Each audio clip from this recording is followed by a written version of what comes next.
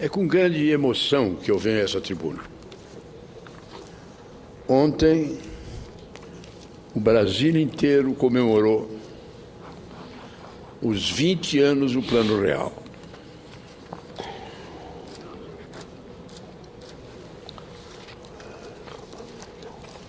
Os 20 anos do Plano Real,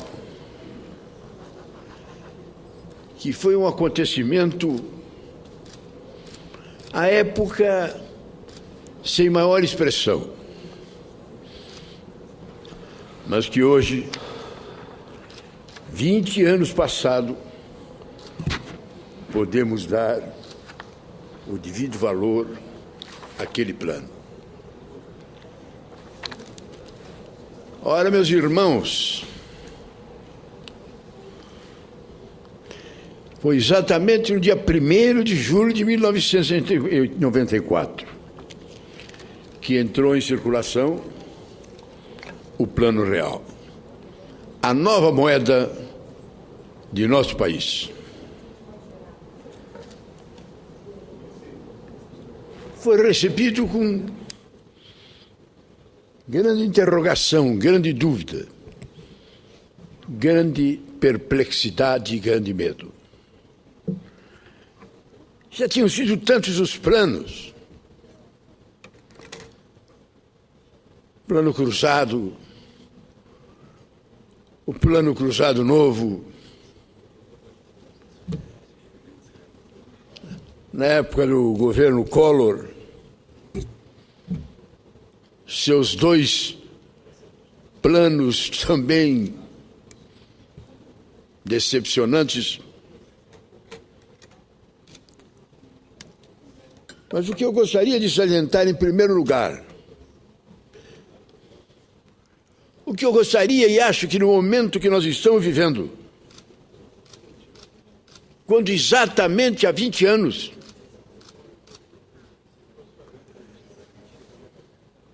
passando de uma ditadura militar por governo de vários partidos, hoje é uma unanimidade. O plano eu diria salvou o Brasil. Pode-se mexer em tudo, menos no plano. Olha,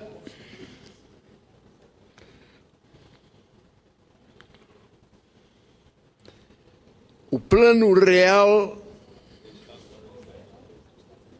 foi uma conquista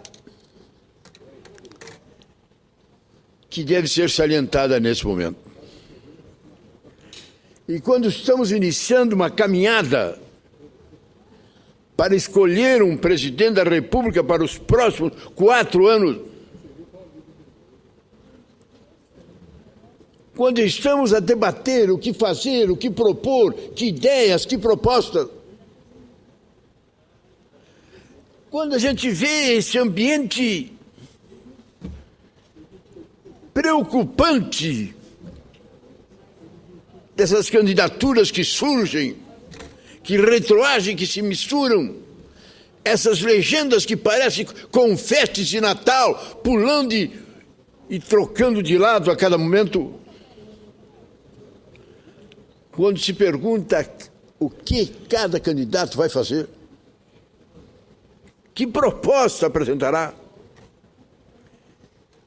e com que meios imagina contar para realizar os seus propósitos, eu acho importante voltar atrás. Há 20 anos atrás, quando o Plano Real foi aprovado,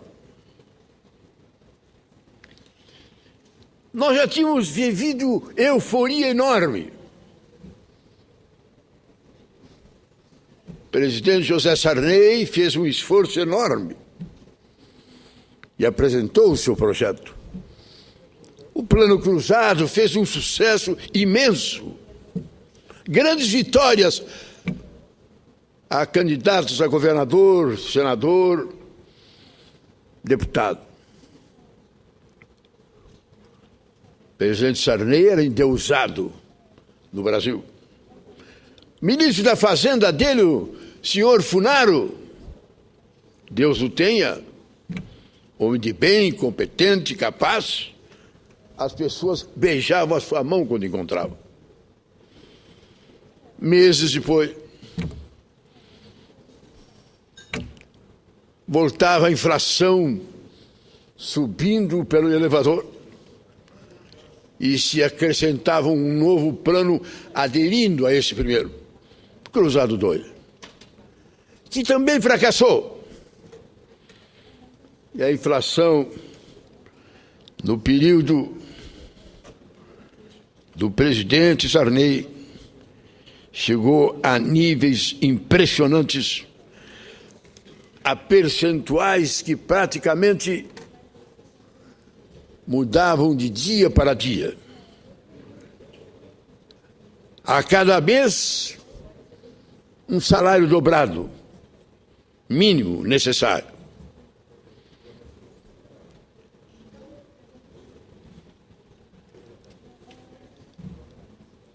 Houve a primeira votação popular. O povo votou. O povo escolheu o candidato vencedor, o senhor Collor.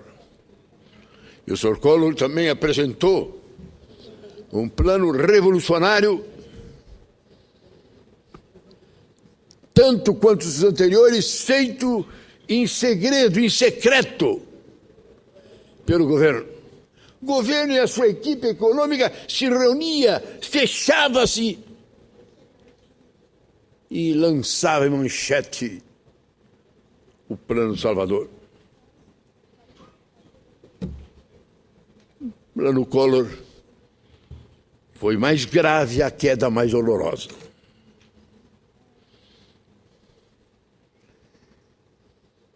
E aí vivemos um momento dramático. O impeachment do presidente Collor. Assume o vice-presidente Itamar Franco. Sem força política, sem peso político. Já falei várias vezes nessa tribuna, reuniu-se ele com todos os presidentes de todos os partidos e os convocou para que juntos encontrassem uma saída para a crise brasileira. Uma espécie de plano de Moncloa que aconteceu na Espanha. Um entendimento onde, havendo uma crise de Estado, o presidente da República poderia convocar todos os presidentes de partido. E havendo uma crise de Estado, o presidente do menor partido poderia convocar a todos e o presidente da República para uma reunião. E assumiu. E assumiu.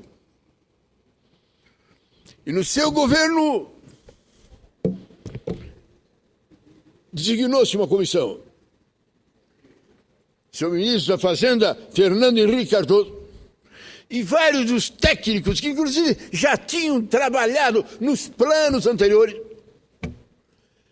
debateram, discutiram abertamente e apresentaram o Plano Real. Mas esse Plano Real veio para o Congresso Nacional. Não foi medida provisória. Não foi decisão de cima para baixo do presidente e do seu ministro da Fazenda.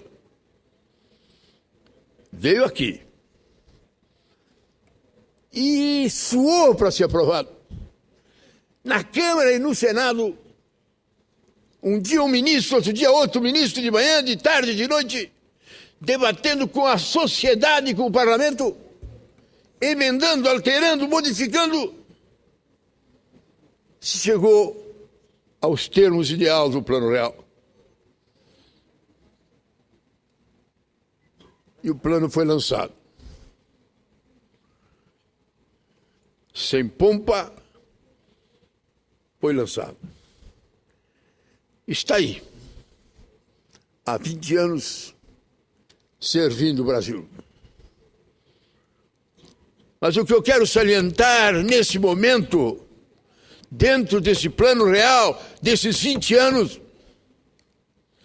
é que 20 anos atrás, o presidente Itamar não tinha maioria nenhuma nesse Congresso. O senhor Collor foi eleito pelo tal de PRN, partido recém-criado, e que com a sua cassação praticamente esvaziou-se. E o senhor Itamar era presidente sem nenhum conteúdo político. Ele se dirigiu ao Congresso Nacional. Ele falou aos empresários, ele falou à sociedade, mas de um modo especial falou ao Congresso. E o Congresso viveu um dos momentos mais épicos da sua história. Mostrou e provou que o Plano Real foi modificado para melhor aqui no Congresso. O ministro da Fazenda, Fernando Henrique, dizia isso, os seus colegas diziam isso. O debate, a discussão, a presença, as alterações, as modificações. Um plano que participou o Brasil inteiro. Delegações de Assembleia Legislativa, de Federação de Indústrias e Trabalhadores vieram debater e discutiram e modificaram e o plano foi votado. Eu era líder do governo nessa casa e faço questão de salientar: o Itamar não tinha maioria nenhuma nesta casa. Era um presidente que tinha assumido do vazio. O partido não tinha. Escolheu o ministério de nomes ilustres, os mais variados, sem fazer qualquer tipo de consulta a qualquer partido. É verdade que quando convidou a deputada Erundina, o PT não deixou. E ela achou que era importante a sua participação, se licenciou do PT ou saiu do PT e foi ser ministra. O que eu quero salientar aqui é que o Plano Real, eu diria o plano econômico mais importante da história desse país, me diga um outro. Me diga um outro, se os senhores forem capazes. Foi feito por uma equipe econômica. Sob o comando do presidente Itamar, sob a coordenação do ministro Fernando Henrique, enviado a essa casa. E essa casa, com a presença do Executivo, debateu, discutiu, alterou, modificou, se brigou. E o plano foi aprovado. Foi votado. Não teve nenhuma medida provisória. Não teve nenhum buraco negro. Não teve nenhum partido retirando e dizendo: eu só vou se ganhar esse ministério. Não teve nenhum deputado dizendo: eu só vou se a minha emenda for paga. Não teve nada. Desafio, e tem muitos parlamentares que estão aqui até hoje. Desafio à imprensa, às rádios, aos jornais, à televisão, que vão para 25 a 20 anos e 4 meses atrás, quando o projeto foi votado. Vejam as manchetes e vejam se teve alguma notícia no sentido: crise, porque para aprovar existe isso, ou para aprovar existe aquilo. Os ministros andavam o dia inteiro, de manhã, de tarde, de noite, caminhando para lá e para cá, nos corredores da Câmara e do Senado, ouvindo, debatendo, analisando. Os parlamentares andavam de ministério em ministério, ouvindo, debatendo, analisando. Mas em nenhum momento houve troca. Em nenhum momento houve troca. Em nenhum momento houve dando o que se recebe. Em nenhum momento se discutiu qualquer ministério, muda este, tira aquele, bota aquele. E saiu um grande plano. E o Congresso saiu fortalecido. E o povo respeitou o plano exatamente porque acompanhou o debate. Como é que o povo vai acompanhar o debate do governo hoje? Sai o ministro tal e entra o ministro tal para ganhar 59 segundos mais no tempo da televisão. Sai o ministro tal e entra o ministro tal para ganhar 1 minuto e meio de televisão.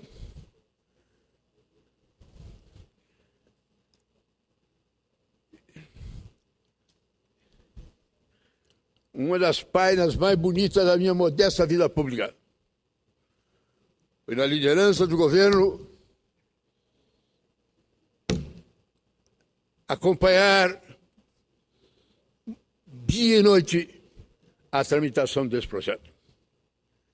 Ver a alegria dessa casa quando ele foi aprovado. A alegria do Brasil quando ele foi sancionado. E o presidente dizendo, agradecendo ao Congresso Nacional por ter aprovado um projeto do interesse do país.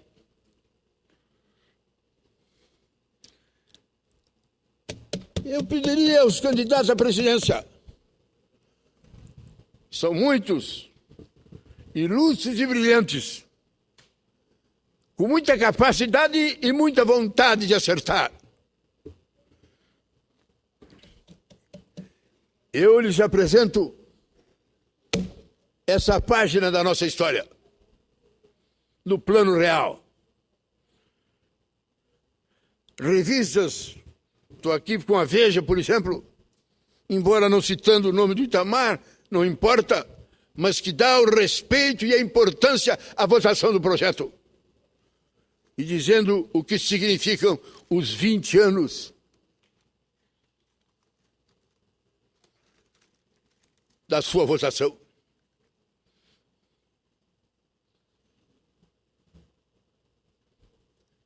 Mas ao mesmo tempo que eu reconheço a importância do plano real, ao mesmo tempo que com emoção eu vejo que nós tivemos a capacidade de apresentar um projeto que não saiu da cachola de ninguém. À época nós tínhamos o Delfim Neto, que era um mago, era o Deus. Ou então o senhor Roberto Campos. Esse projeto nasceu da equipe de economista e decisão e votação no Congresso Nacional.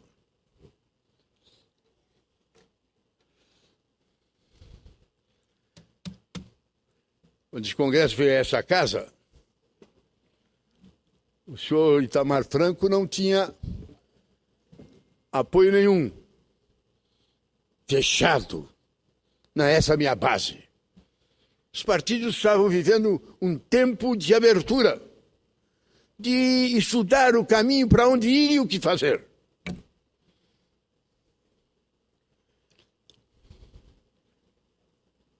E conseguiram.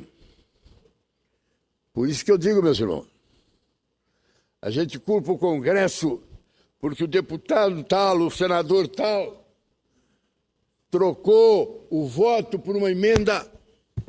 A gente critica o partido porque o partido passou a apoiar porque ganhou o ministério. E se culpa a classe política, de modo especial, o Congresso Nacional. Está certo. Mas não se esqueça que foi o Poder Executivo que foi lá e comprou o deputado em troca da emenda. Que foi o Poder Executivo que foi lá e o comprou no partido em troca do ministério. Na época do Itamar, como não tinha isso, como não teve nenhum ato dele de comprar deputado, senador, em troca disso, em troca daquilo, como em nenhum momento do seu governo houve qualquer deslize desta natureza, nenhum deputado foi lá se oferecer. E nenhum senador foi lá se oferecer. O Executivo não veio aqui comprar. Mas nenhum parlamentar foi lá querendo se vender. É uma moeda de duas trocas. Vai e vem. Para ter ética e para ter seriedade, tem que ter aqui e lá no Executivo. No plano real, teve lá no Executivo. Seriedade absoluta. E o Congresso trabalhou na mesma moeda. Dançou a mesma música. Falou na mesma linguagem. E as coisas saíram muito bem.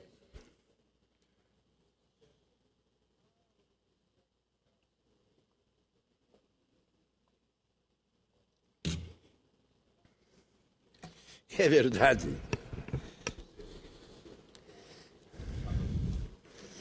Minha amizade com o presidente Fernando Henrique vem de toda a vida.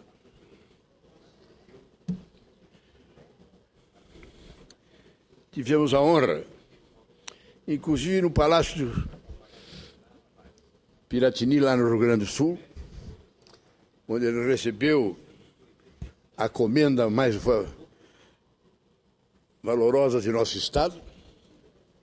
Ele fez questão de dizer que muitos pensam que a vida política dele tinha iniciado seu aprimorado político em São Paulo, mas que não.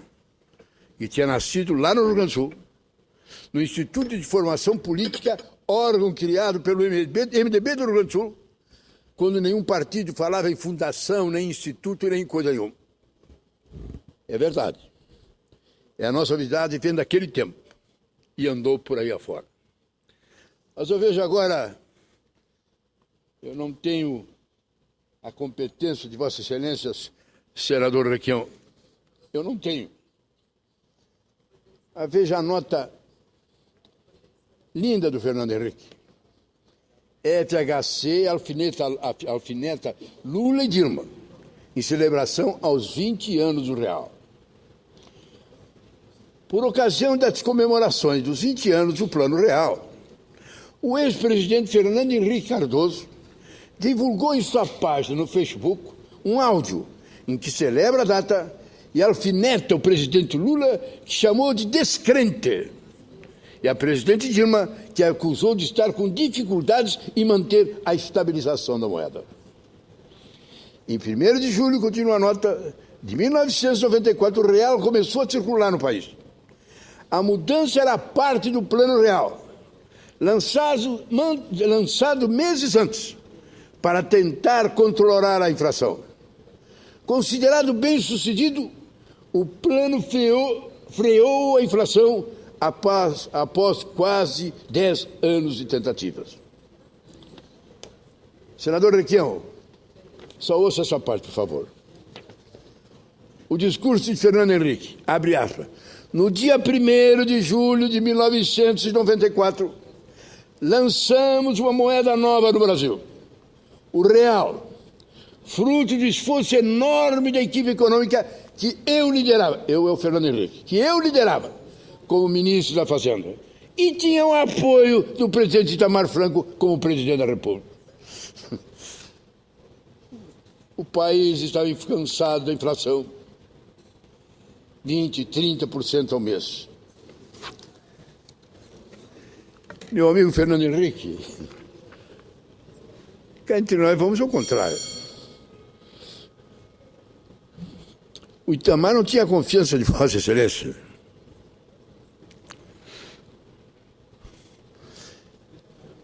Vossa Excelência não tinha o apoio de Itamar para lançar o Plano Real. O presidente Itamar nomeou Vossa Excelência ministro e nomeou toda a equipe de vários ministérios que trabalharam com Vossa Excelência. Vossa Excelência podia ser um pouco mais modesto. Podia dizer, no governo de Fernando, no governo de Itamar, eu, ministro da Fazenda, e vários outros fizemos o projeto. Agora dizer, sobre a minha liderança, minha ministra da Fazenda, eu contei com o apoio do presidente da República. É uma fórmula um pouco vaidosa, mas talvez seja aquele o plural majestático que o Fernando Henrique usa. Mas ele realmente foi um grande líder. Ele foi grande responsável, teve grande competência e teve grande capacidade. Quanto a isso, eu não discuto. Mas eu estou falando isso por um motivo só. O que a gente está vendo são os candidatos à presidência da República e a imprensa toda querendo saber como se ganhar a Dilma, qual é a maioria que ela vai ter, como se ganhar o Aécio, qual é a maioria que vai ter, como se ganhar o Eduardo, qual é a maioria que ele vai ter, e assim, etc. Claro que o nosso sistema partidário é uma anarquia. Claro que o nosso sistema político é irresponsável. Na Veja, nas páginas amarelas, uma entrevista emocionante do ilustre senador do Espírito Santo, presidente das comissões de Relações Exteriores, que eu lhe felicito pela competência, pela capacidade e pela seriedade. Mas Vossa Excelência faz uma análise realmente importante desse país. Uma análise, por exemplo, de uma coisa de uma sinceridade total. O que pensa a Presidência da República da política externa do Brasil? Onde ela opinou? Onde ela falou? Onde ela disse? O que ela acha? O presidente da Comissão de Relações Exteriores não sabe e eu também não sei. Sabemos o que acham, como diz o presidente da comissão, o senhor Garcia, o ministro auxiliar, principal, assessor, não sei. Mas nesse momento, eu acho que às vésperas de se apresentar à opinião pública com as suas plataformas de governo, e eu não tenho nenhuma dúvida que um dos assuntos que vai ser mais explorado, mais discutido, mais debatido, mais analisado, vai ser, mas como é que você vai governar? Ou tu, Eduardo, ou tu, presidenta Dilma, ou tu, Aécio, como tu vai governar? Como tu vais conseguir maioria? De que forma tu vai agir com o Congresso? E as perguntas são claras. Os governos anteriores eram troca-troca. Os governos anteriores era dando o que se recebe. É isso que vocês vão fazer? Não, isso eu não vou fazer. Então o que você vai fazer? Esse é o motivo de eu estar nessa tribuna. Aqui está um exemplo do que pode ser feito. E foi feito no momento mais cruel, mais dramático, mais difícil. Tínhamos ganhado as diretas já. Tancredo eleito. Morre Tancredo. Sarney se esforça, seus planos não dão certo. Vamos para a eleição, ganha alguém que não estava preparado, não era a hora dele. Não dá nem para se culpar, mas na verdade deu tudo errado. Caço ele, assumiu Itamar. O que era de se esperar do seu Itamar? Sem experiência, sem atuação passada, uma pessoa tida como imprevisível. Até o seu estilo, a imprensa, na minha opinião, com grande maldade, leva para o lado da ironia. Mas ele assumiu. Número de parlamentares de Itamar, zero. O que se sabia que tinha no Itamar eram os amigos dele lá das Minas Gerais. Os mineiros, que nem o senhor, chefe da Casa Civil, os amigos deles. Mas partido, nada. Governou. Primeira coisa que ele fez foi chamar os presidentes de todos os partidos. Eu estou aqui. Quem me botou aqui não foi o povo. O povo botou o Collor. Vocês, Congresso, caçaram o Collor e me botaram aqui. Eu estou aqui. Pois quero conversar com vocês, Congresso, para nós governar. Vamos governar junto.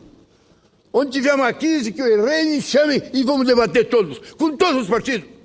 Mas eu também quero ter o direito de debater e discutir com todos os partidos quando eu tiver necessidade disso. E todos aceitaram. O Brizola estava lá e aceitou, o Lula estava lá e aceitou, o Arraes estava lá e aceitou. Todos aceitaram. E ele cumpriu o que ele falou.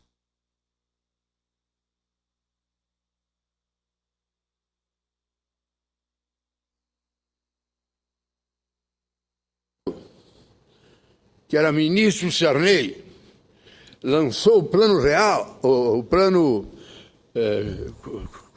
cruzado. Ele lançou. Mas foi coisa dele. O Sarney convidou, ele assumiu, tinha substituído o ministro Dornelles, que tinha renunciado, assumiu, fez a equipe dele e organizou um projeto tido como milagroso pelo Congresso Nacional, não. O ministro e a sua equipe. Deu errado. Veio o Cruzado 2, deu errado. Ganhou o Collor, Collor 1, deu errado. Collor 2, deu errado. Todos feitos por técnicos, como presidente. Veio o Itamar. Reuniu os ministros, Fernando Henrique e os demais. Fizeram o projeto, mandaram para o Congresso. E vieram debater aqui. Mas como que vai passar? Mas como que vai passar isso? Como que vai passar? Eu tenho que ter maioria. Como é que eu vou ter maioria?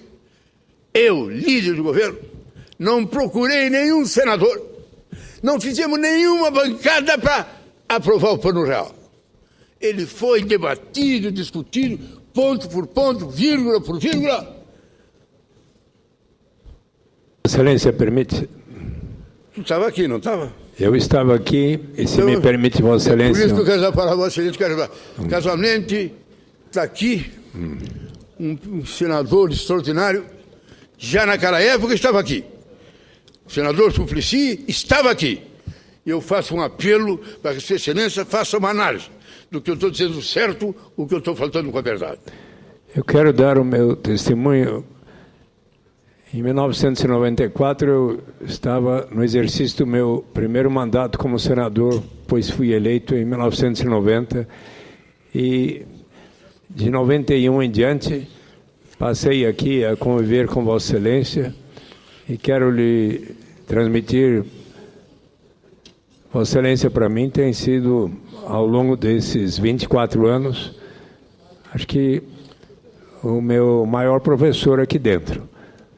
E tem razão, Vossa Excelência, eu sou testemunho de que, como líder do presidente Itamar Franco, Vossa Excelência, que eu saiba, nunca teve qualquer diálogo com quem quer que fosse, e eu, membro da oposição, no sentido de que eu pudesse votar aqui qualquer matéria em função de eventuais benefícios, se bem que também nunca antes, nesses 24 anos, algum presidente ou líder dialogou nesses termos comigo, porque sabe o meu procedimento, mas eu conheço a forma como Vossa Excelência conduziu a sua liderança e, inclusive, durante a discussão, o debate do Plano Real, que foi muito intenso aqui dentro, nós do PT, o senador José Eduardo, naquele tempo, fez algumas observações críticas, mas a condução de toda a votação foi na forma como Vossa Excelência está dizendo. E eu reconheço, como membro do Partido dos Trabalhadores, que, de fato, nós tivemos um controle da inflação considerado muito bem sucedido, tendo em conta o histórico de altíssimas taxas de inflação, de 30% a 40% ao mês, quase que chegamos em períodos anteriores. Agora, nas observações do presidente Fernando Henrique Cardoso sobre o governo da presidenta Dilma, eu acho que é justo se colocar aqui que, durante o período 2003 até 2014, hoje, a taxa de inflação permaneceu dentro da meta estipulada, às vezes no alto da meta, como presentemente está próximo de 6 e poucos por cento, mas ainda dentro da meta, mas com algumas características que antes não tinham ocorrido. A taxa de desemprego em 2014 é a mais baixa desde que se iniciou pelo IBGE a leitura dos índices de desemprego no país. Outro indicador muito importante é que, ano a ano, desde 2002 para 3 para 4, até o último dado disponível, que foi publicado pelo IBGE de 2012, todos os anos houve uma diminuição passo a passo do coeficiente Gini de desigualdade. 1996 estávamos com 0,601, lá por volta de 1999, com próximo de 0,59 e tanto, mas desde 2002 que estava lá próximo de 0,59, um pouco abaixo, 0,58 e tanto, ano a ano foi diminuindo e, felizmente, e graças, inclusive, à experiência vida no governo do presidente Fernando Henrique, o início dos programas de transferência de renda, mas o programa Bolsa Família vai significar veio a significar um avanço muito significativo. Hoje, 14 milhões de famílias beneficiadas, correspondendo a cerca de 50 milhões de habitantes, um quarto da população passou a ser considerado em condições não mais de pobreza extrema. Temos que avançar mais.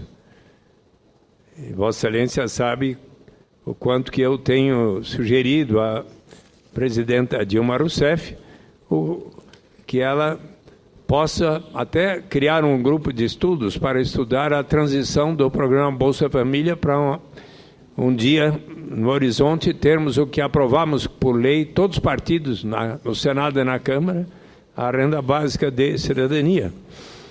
Eu acabo de vir de um congresso da Rede Mundial da Renda Básica por 3 dias em Montreal, e pelo fato de o Brasil ter aprovado essa lei, somos consideradíssimos por pessoas de todo o mundo que quer saber como tem sido a experiência brasileira do programa Bolsa Família, que, diferentemente de outras nações que têm, nessa fase de crise econômica, aumentado a disparidade de renda e de riqueza, como, aliás, é considerado um fenômeno importantíssimo no livro de Thomas Piketty, O Capital no Século XXI, onde ele assinala as disparidades crescentes em tantos países, mas no Brasil houve um mecanismo num sentido diferente. E quero aqui também dar o meu testemunho que Vossa Excelência, como líder do governo Itamar Franco, certo dia propôs um diálogo meu com o então presidente do Partido dos Trabalhadores, Luiz Inácio Lula da Silva. Tivemos em meu gabinete um diálogo muito construtivo, em que Vossa Excelência então propôs que o presidente Itamar Franco recebesse o presidente Lula para iniciar aquilo que Herbert de Souza, o Betinho, Dom Mauro Morelli iniciaram no governo do presidente Itamar Franco, e interagindo com o presidente de um dos partidos, que era o presidente Lula, que, portanto, no diálogo que Vossa Excelência mencionou do presidente Itamar Franco com os presidentes de todos os partidos, ele se abriu para ouvir sugestões, e Vossa Excelência foi um dos que justamente falou: olha, aqui está um bom caminho de preocupação sobre como iniciarmos o combate à pobreza em nosso país, e isso foi muito positivo.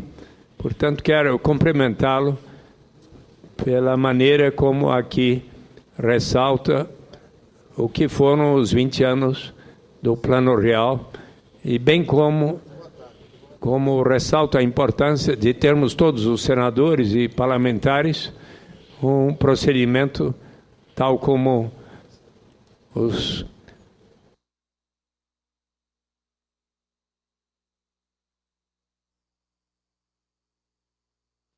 um procedimento tal como os seus 32 anos de mandato de senador colocam como um exemplo de procedimento ético no relacionamento com o Poder Executivo. Meus cumprimentos a Vossa Excelência, senador Pedro Simão. Eu agradeço muito. E foi Deus que permitiu que Vossa Excelência estivesse aqui. Porque a parte de Vossa Excelência é profundamente esclarecedor. O senador Suplicy era o único senador que o PT tinha na casa. E acompanhou. E debateu e discutiu. Como todos debateram e como todos discutiram. E como eu disse, e o senador confirma, ele foi votado abertamente. Não se falou em cargo, nem em função, nem em vantagem, nem em coisa nenhuma. Sua Excelência, e eu agradeço, levantou uma outra questão. Está aí o Bolsa Família. Uma maravilha. Uma maravilha. Mas começou lá no gabinete do senador Suplicy. Quando, conversando ele, o Lula e eu, foi solicitada uma audiência, primeiro a um ministro, para dar ideia. Nós achamos a questão tão importante que levamos ao presidente da República. E ele trouxe mais 3 ministros e o Lula levou mais a sua gente.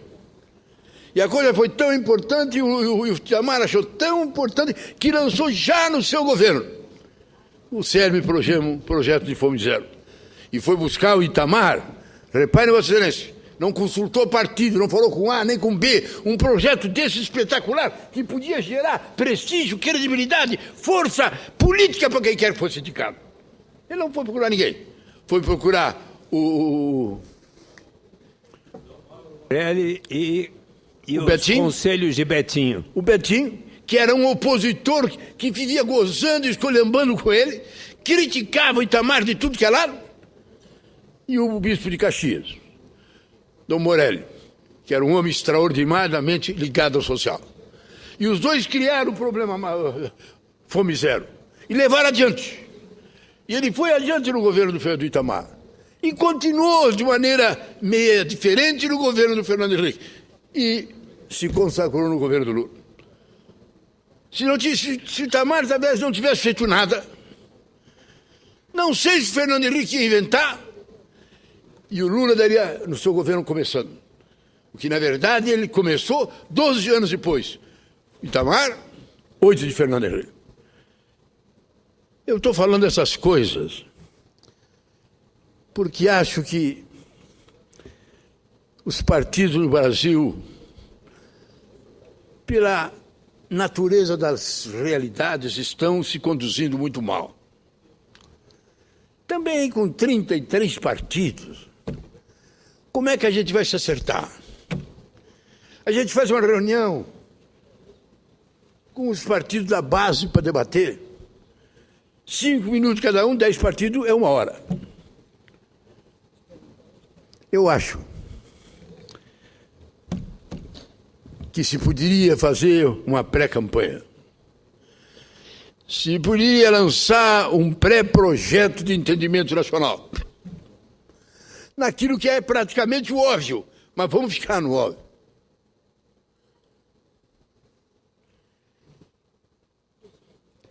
Que o novo governo não comece pela corrupção, comprando deputado e senador para fazer maioria.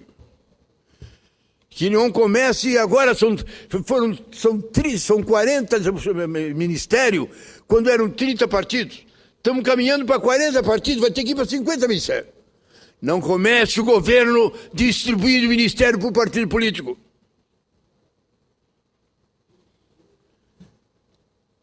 Governo com austeridade. Chame os dirigentes partidários. Estabeleça um plano mínimo de ação e relação.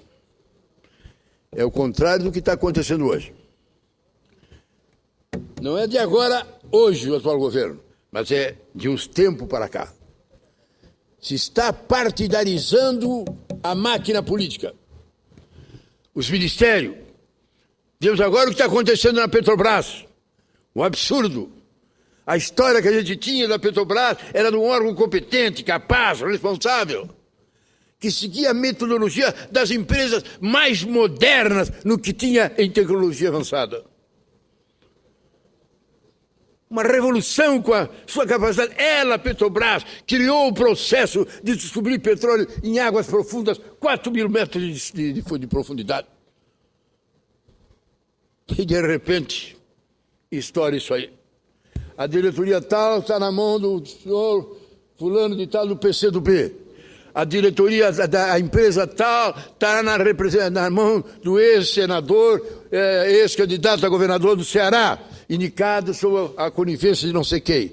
A diretoria tal, por amor de Deus, O fundo de pensão da Petrobras está entregue na mão do fulano. Eu gostaria que me dissesse qual é a ligação de um fundo de pensão com um partido político. Vai aplicar, o partido político vai aplicar a sua tese, a sua ideologia na realização do fundo partidário? Fundo partidário é uma montanha de dinheiro que vem e tem que ser bem aplicado para, na hora que for necessário, seja bem aplicado. E não para sair como tem saído. E não para as coisas acontecer como tem acontecido. O presidente da Comissão de Relações Exteriores, na sua entrevista, salienta bem. O Brasil aplicar lá em Cuba, no Porto, tudo bem. Mas os dados serem secretos, a gente não saber o que é, como foi e como não foi, muito mal. Por isso, eu acho que a nossa querida imprensa... Vossa Excelência, me permite uma parte?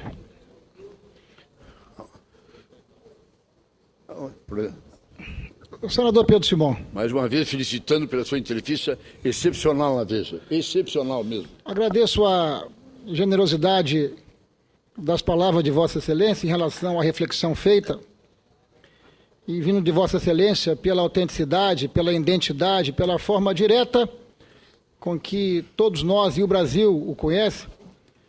Isso me dá muito orgulho e também muita responsabilidade. Vossa Excelência sobe à tribuna do Senado mais uma vez e faz hoje um relato absolutamente pedagógico, didático, preciso, do papel e da importância que teve o ex-presidente Itamar Franco na implementação do Plano Real. A história precisa fazer justiça ao ex-presidente Itamar Franco. Foi dele a decisão política para que o Brasil pudesse respirar, virar a página de um sistema inflacionário que corroía o salário e a dignidade da população brasileira, sobretudo os trabalhadores. Eu me congratulo com Vossa Excelência pela dignidade que tem Vossa Excelência por recuperar a importância do ex-presidente Itamar Franco.